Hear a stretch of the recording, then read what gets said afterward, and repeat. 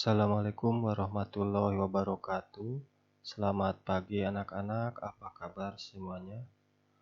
Baik, anak-anakku sekalian, di pertemuan hari ini Bapak akan membahas tentang wawangsalan. Nah, apa itu wawangsalan? Oke, Bapak jelaskan dulu ya. Pengertian wawangsalan teh nyaeta karangan anu diwangun ku sindir jeung eusi. Jadi, karangan ya, pengertian wawangsalan itu karangan yang diwangun sama sindir dan eusi. Oke. Jadi wawangsalan ini ada hubungannya dengan si sindiran yang sudah Bapak bahas di pertemuan-pertemuan sebelumnya. Ya, perlu diingat si sindiran di bahasa Sunda itu bukan nyindir ya, tetapi pantun. Kalau dalam bahasa Indonesia itu pantun. Nah, di bahasa Sunda, pantun itu adalah si sindiran atau sindir. Nah, di wawangsalan sendiri, ya, ini tidak beda jauh dengan si sindiran, ya. Namun ada beberapa perbedaan yang mencolok, ya, tetapi memiliki maksud. Oke, langsung saja Bapak bacakan dulu ya, biar lebih paham. Oke. Dina sindir diwangun deui ku cangkang jeung wangsal. Anu dijieun wangsalna teh tara ditetelakeun. Kudu diteangan tina bagian eusi. Wangsal teh sok murwakan ti jeung salah sahiji kecap anu aya dina bagian eusi tea. Oke ya. Jadi dina sindir ya, mungkin Bapak pernah membahas ada cangkang dan eusi. Ya, atau kalau pantun itu biasanya ada cangkang dan eusi ya, atau ada pengantar pantun ya di situ ya, ada pengantar pantun dan isi. Contoh misalkan kalau ada sumur di ladang ya, pantun dalam bahasa Indonesia, kalau ada sumur di ladang boleh kita menumpang mandi, kalau ada umur panjang boleh kita berjumpa lagi.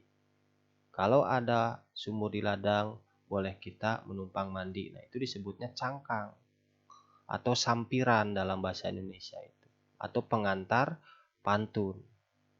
Terus, kalau ada umur panjang, boleh kita berjumpa lagi. Nah, itu udah masuk ke isi. Ya, masuk ke isinya. Nah, gitu ya. Jadi dalam pantun itu ada sampiran atau pengantar pantun dan ada isi. Begitu. Nah, di wawangsalan juga sama, ada sampiran dan ada isi. Oke, nanti ada beberapa perbedaan Bapak akan jelaskan ya. Nanti Bapak kasih contohnya. Nah, oke, dina wawangsalan anu disebut cangkang teh pada lisan kahiji. Ari eusina pada lisan kadua. Jadi perbedaan antara wawangsalan dengan sindiran itu, kalau si sindiran biasanya ada 4 pada lisan. Ya, atau 4 baris. Pada lisan itu baris ya. Contoh misalkan pantun tadi ya. Kalau ada sumur di ladang, boleh kita menumpang mandi. Kalau ada umur panjang, boleh kita berjumpa lagi. Itu kan 4 pada lisan atau 4 baris. Tetapi kalau wawangsalan itu mempunyai 2 baris. Ya, dan 2 baris tersebut tidak harus murwakanti. Kalian tahu murwakanti itu apa? Jadi murwakanti itu kesamaan nada kata. Ya, dalam pantun itu ada kesamaan nada kata. Contoh misalkan begini. Tadi ladang ya, kalau ada sumur di ladang boleh kita menumpang mandi. Kalau ada umur panjang boleh kita berjumpa lagi. Jadi ladang dengan panjang, mandi dengan lagi, i dengan i, a dengan a gitu, ada kesamaan nada. Ya, paham? Nah, itu ya. Nah, langsung saja kita ke contohnya supaya memudahkan kalian ya untuk memahami. Nah, jadi seperti ini, lihat contohnya di sini. Ini contoh pertama ya. Oke. Kendang gede pakauman, dag digdug rasaning ati. Nah, ini ya. Maksud dari wawangsalan ini adalah bedug. Ya, jadi gini, sebelum ini maksudnya ya, maksud kesimpulan dari wawangsalan ini adalah bedug, begitu ya. Nah, sekarang Bapak akan bahas di sini mana yang dimaksud dengan cangkang, yang disebut dengan cangkang ya.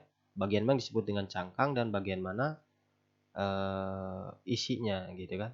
Nah, untuk cangkang ya atau sampiran yang ini, yang pada lisan pertama atau baris pertama ini. Kalau yang isinya yang ini baris kedua. Jadi perlu Bapak ingatkan untuk wawangsalan itu ada dua pada lisan atau dua baris. Berbeda dengan sisindiran. Kalau sisindiran itu biasanya 4 pada lisan. Ya, kalau wawangsalan ada dua pada lisan begitu. Dan tidak murwakanti biasanya wawangsalan itu. Murwakanti itu ada nada kesamaan nada kata ya. Di sini kan beda. Pakauman dengan ati kan tidak sama. Nah, itu yang membedakan ya. Tetapi dalam wawangsalan ini memiliki makna atau maksud begitu. Ya. Dari dua pada lisan ini memiliki maksud. Maksud dari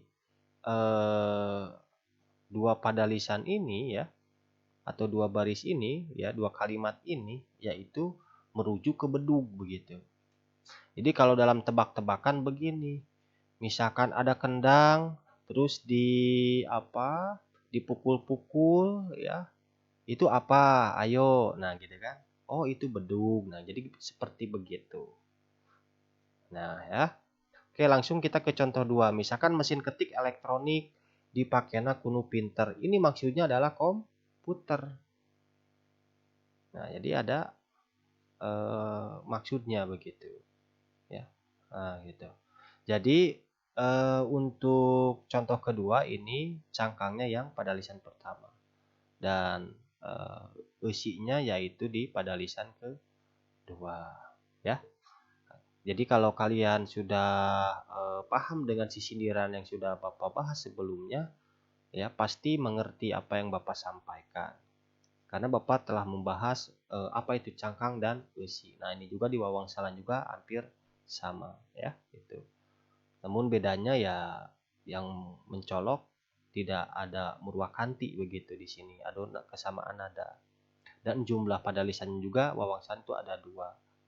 Dan yang paling penting ya, dari kesimpulan ini maksudnya ya, itu ini misalkan contoh pertama bedug, contoh kedua komputer. Nah, jadi itu ya wawangsalan ini. Jadi dia itu karangan yang diwangun ku sindir ya dan eusi. Baik, mungkin itu saja ya. Mudah-mudahan pertemuan hari ini bermanfaat dan mudah dipahami.